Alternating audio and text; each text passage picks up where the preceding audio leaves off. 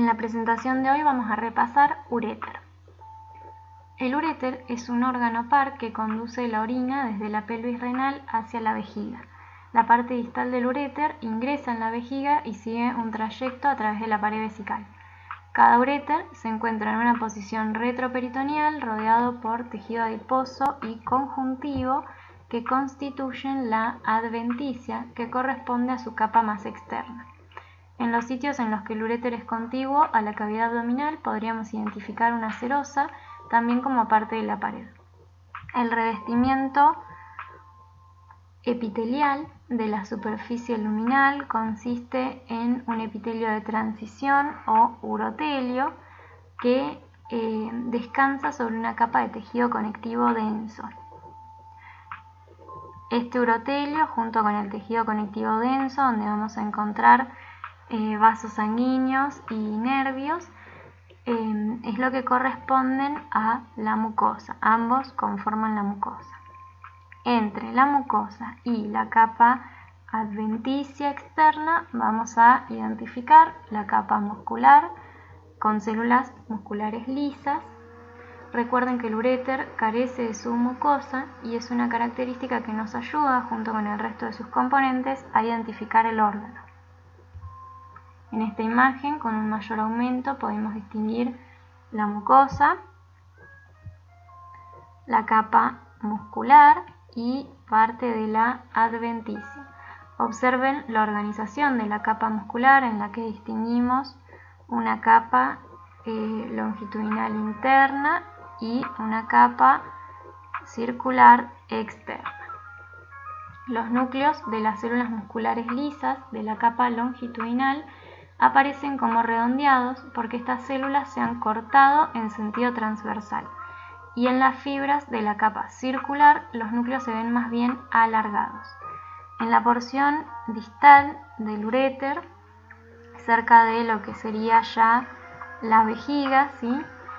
Se agrega una tercera capa, que es esta que observamos acá, una capa longitudinal externa que continúa hasta la vejiga para formar parte de su pared. Con un mayor aumento en esta imagen podemos observar bien la mucosa rodeando la luz, formada, como dijimos, por urotelio y por tejido conectivo denso. Observen otra imagen donde también reconocemos la mucosa e incluidos algunos vasos sanguíneos en el tejido conectivo, donde observamos que se distinguen bien sus eritrocitos. En esta imagen, con un mayor aumento, podemos apreciar claramente el urotelio, que tiene dos características que nos ayudan a identificar: la presencia de células binucleadas entre las células más superficiales y el abovedamiento de la superficie apical de estas células, que se suele describir como un contorno en forma de cúpula. Debajo del urotelio vamos a encontrar la lámina propia de colágeno denso. El urotelio, recuerden que proporciona una barrera impenetrable entre la luz y el torrente sanguíneo, impidiendo que la sangre reabsorba desechos o que ingresen patógenos. En esta imagen reconocemos el urotelio. Observen, como nombramos anteriormente, sus células binucleadas características, señaladas con la flechita en este caso. En esta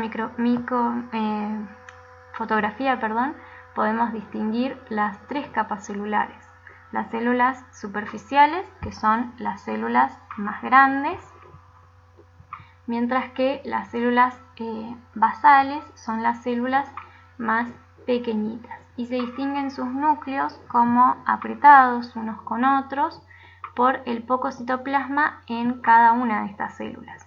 Las células intermedias son de un tamaño mayor que las células basales, pero menor que las superficiales. Observen también las fibras musculares lisas de la capa longitudinal interna. Recuerden que sus núcleos los vamos a distinguir como siluetas redondeadas por el corte en sentido transversal, como dijimos anteriormente. En esta imagen las mismas estructuras que ya fuimos nombrando para que puedan identificarlas. Recordemos que el urotelio, el tejido conectivo denso y la capa muscular en este caso es lo que vamos a ver.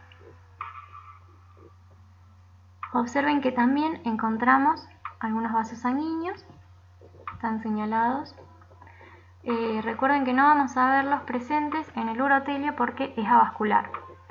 Empezamos a verlos a partir del tejido conectivo denso. En este caso, en un mayor aumento podríamos identificar cuáles corresponden a capilares, a vasos arteriales y cuáles a vasos venosos, de acuerdo a su conformación histológica.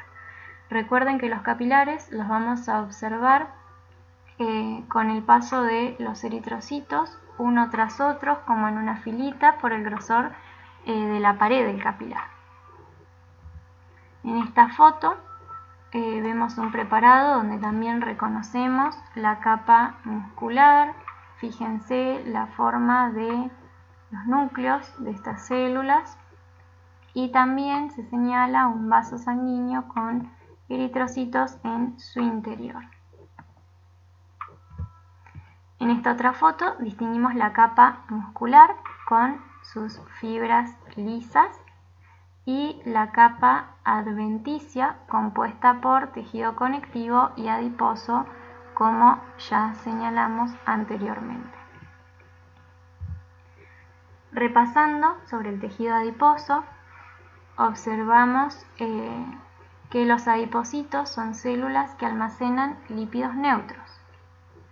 Fíjense que se distinguen como grandes espacios vacíos que adoptan una forma ovalada o poliédrica al agruparse en el tejido adiposo.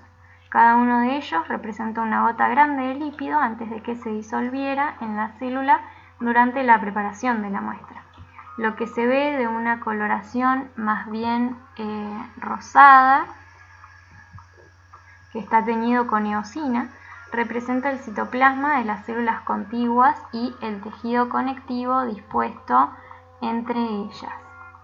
El núcleo se aplana y se desplaza hacia un lado de la masa lipídica y el citoplasma forma un borde delgado alrededor. Observen que la malla que separa los adipocitos contiguos corresponde al citoplasma de ambas células y a una pequeña cantidad de matriz extracelular, como ya dijimos. El tejido adiposo tiene una irrigación abundante a través de vasos sanguíneos y a los capilares los podemos encontrar en los ángulos de la malla donde convergen adipocitos contiguos y fíjense que bueno, acá hay uno señalado, un vaso sanguíneo, también vemos una vénula y un capilar.